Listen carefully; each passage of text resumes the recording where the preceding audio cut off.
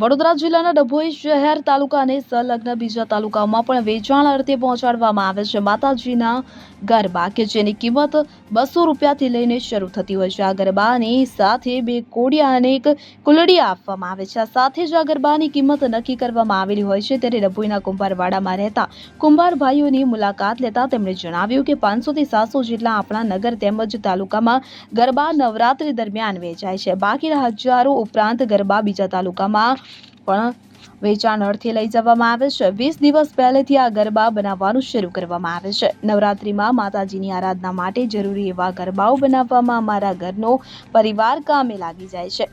તેમાંય નવરાત્રીના દિવસો નજીક આવતા જ આ કામગીરી રાત દિવસ ચાલુ કરી દેવામાં આવે છે।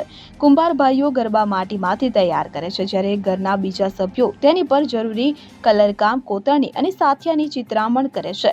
હજારોની સંખ્યામાં ગરબા દર વર્ષે બનાવવામાં આવતા હોય છે। ડભોઈમાં 700 ઉપરાંત ગરબાનું વેચાણ થાય છે, જ્યારે બાકીના નજીકમાં આવેલ તાલુકાઓમાં વેચાણ અર્થે મોકલી આપવામાં આવે છે।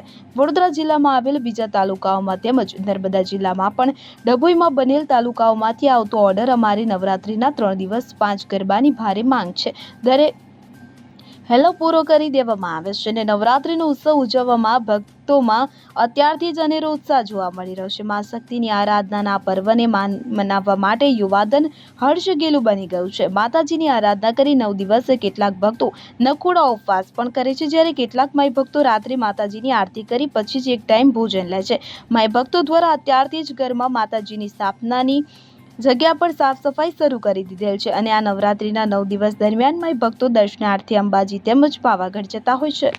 ફકીરા ખત્રી સાથે CN24 ન્યૂઝ। હવે જુઓ દેશ દુનિયાની તમામ ખબરો તમારી આંગળીના ટેરવે।